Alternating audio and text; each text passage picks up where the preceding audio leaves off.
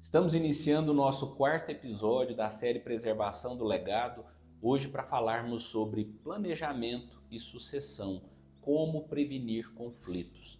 Nós sabemos que a sucessão envolve a transferência de bens ou direitos para herdeiros ou beneficiários.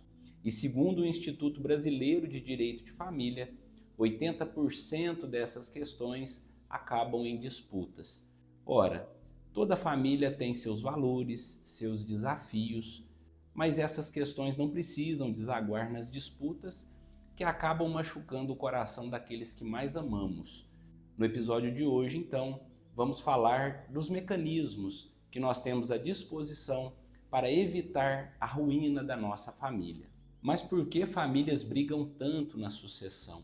Alguns motivos, naturalmente, são muito comuns em todos os processos que envolvem disputas familiares por patrimônio. O primeiro deles é a falta do diálogo, aquela incapacidade que muitas vezes nós temos de colocar na mesa as nossas demandas, de olhar no olho e demonstrar aquilo que nós desejamos. Essa falta do diálogo, naturalmente, vai permitir o litígio, a discussão e que o judiciário tome decisões que vai contrariar quase sempre todos aqueles que são os herdeiros ou beneficiários. O segundo ponto muito comum é aquela frustração da expectativa, quando o herdeiro ele imagina que receberá mais do que aquilo que lhe é de direito ou aquilo que ele esperava. Um terceiro item é a distribuição desigual do patrimônio, o que pode dar a entender uma preferência dos pais por um ou outro herdeiro. E por fim, a ausência de documentos formais, como o testamento, que nós já falamos dentro das ferramentas do planejamento patrimonial e sucessório, ou um protocolo familiar demonstrando a intenção dos pais. O que nós percebemos então é que o silêncio em vida quase sempre vai gerar um grito, um ruído que gera desarmonia no processo da sucessão. Agora vamos imaginar alguns tipos de conflitos familiares que são muito comuns. Nós falamos das causas, agora vamos para os exemplos. Um exemplo muito comum é a divergência do ponto de vista a respeito dos bens. Imaginemos um imóvel, dois herdeiros, um deseja vender o patrimônio e o outro deseja manter o legado, manter a história, porque ali envolve também sentimento, envolve a história, o vínculo familiar. Aqui nós já temos uma discussão. Um segundo cenário, quando um filho cuida dos pais, uma filha cuida dos pais, enquanto os irmãos moram longe, moram fora. Claro que muitas vezes esse filho que se dedicou ao cuidado dos pais espera ser recompensado e pode haver uma frustração, uma discussão, um litígio entre esses herdeiros quando essa recompensa não se vê concretizada. Um outro exemplo também é quando nós vemos um viúvo que se casa novamente, havia um testamento já com as disposições da sua última vontade, mas esse novo casamento traz um novo cenário. E o testamento não atualizado, contemplando esse novo cônjuge, pode gerar disputas familiares e a discordância das disposições testamentárias. Ainda um outro exemplo, nós podemos falar dos filhos de diferentes relacionamentos, famílias que se unem, né? Hoje nós podemos dizer com muita clareza que as famílias elas têm um efeito mosaico, né? São peças distintas que estão unidas e essas formações culturais influenciam também nas relações. Então famílias diferentes, né, que se unem num dado instante com os beneficiários de um único, seja do pai, seja da mãe, podem aqui ter essas discussões num processo de inventário. E diante desses casos concretos, dessas situações que surgem, quais são as ferramentas, os mecanismos que os pais têm à disposição para evitar os conflitos? Nós já falamos do testamento, essa disposição de última vontade em que os pais podem direcionar o patrimônio, inclusive a sua administração. E uma ressalva, lembrem-se que dentro da disposição de vontade no testamento, os pais podem dispor livremente de 50% do seu patrimônio sem ferir a legítima, que é aquele patrimônio que necessariamente deve ser destinado aos herdeiros. Temos a doação com a reserva de usufruto, com as cláusulas de incomunicabilidade, ou seja, esse patrimônio não comunica com o patrimônio do cônjuge, inalienabilidade.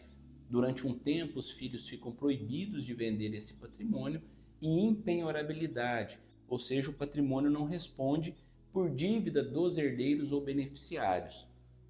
Temos também a holding familiar, que demos ênfase, que falamos com bastante atenção nos nossos episódios anteriores. A holding é a constituição de uma empresa que vai ter participação societária ou vai gerir esse patrimônio, holding patrimonial, administradora de bens, e tem esse nome, holding familiar, porque o patrimônio está ali vinculado a uma família. Não nos esqueçamos que existe também a possibilidade de termos protocolos familiares. São pactos de convivência, onde as disposições morais, os valores da família, a disciplina na transmissão desse bem vai ser ajustada pelos pais e que os filhos terão dever moral, senão legal, de seguir.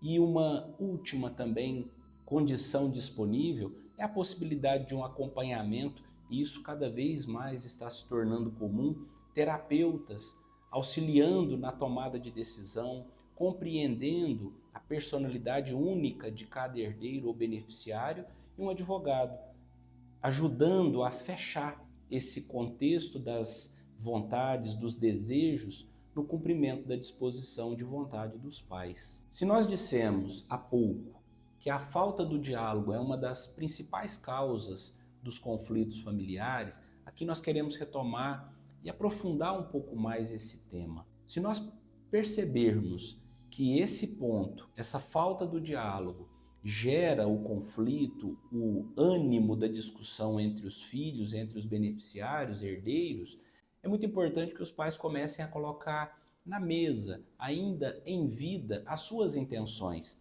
porque os filhos têm uma tendência a respeitar essa disposição de vontade.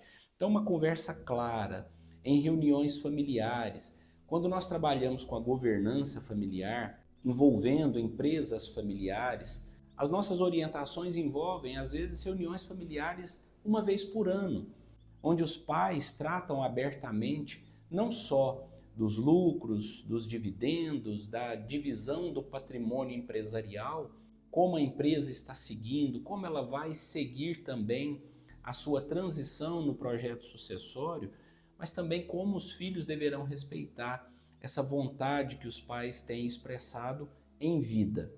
Então, como exemplo, uma mãe, um pai, os pais reúnem os seus filhos e conversam livremente, abertamente, esclarecendo como querem que esse patrimônio seja direcionado em caso de falecimento.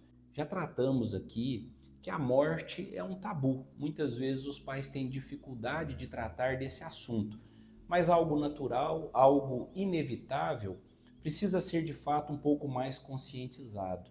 Precisamos trazer para a mesa assuntos inevitáveis, embora muitas vezes eles sejam desagradáveis. Quando os pais conseguem ter êxito nessa vontade, nessa concretização de dialogar com seus filhos, obviamente que nós temos aqui o conflito, se não minimizado, eliminado. Então a gente tem o inventário lá na frente como instrumento de cumprimento da vontade da lei, mas passa a ser uma formalidade, já que podemos dizer, tão somente a assinatura vai concretizar aquilo que em vida os pais desejaram e orientaram seus filhos. O inventário será elaborado, o procedimento é obrigatório.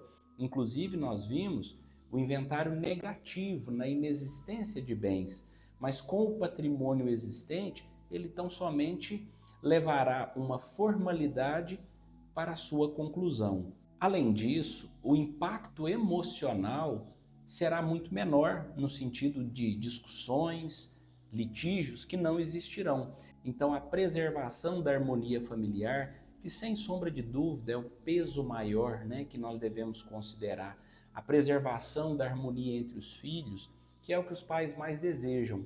Família nenhuma é construída para ser destruída em virtude de patrimônio. O legado maior não são os bens, e sim as histórias e os valores que são construídos ao longo das gerações. Assim, famílias não precisam brigar para herdar. Sempre que tivermos respeito, diálogo, transparência, honestidade, cartas à mesa, protocolos familiares, uma assessoria que dê o suporte necessário à família, nós teremos a preservação do legado como bem inalienável. No nosso próximo episódio nós vamos falar desse planejamento sucessório nas empresas familiares, vamos falar de governança, vamos falar como essa transferência também de responsabilidades pode se dar mantendo o legado, mantendo a empresa, mantendo a fonte de renda para os herdeiros e os beneficiários. Se você gostou desse vídeo, compartilhe com quem você ama, com quem você acha que pode acrescentar um pouco nas suas decisões. Inscreva-se no nosso canal e até o nosso próximo encontro.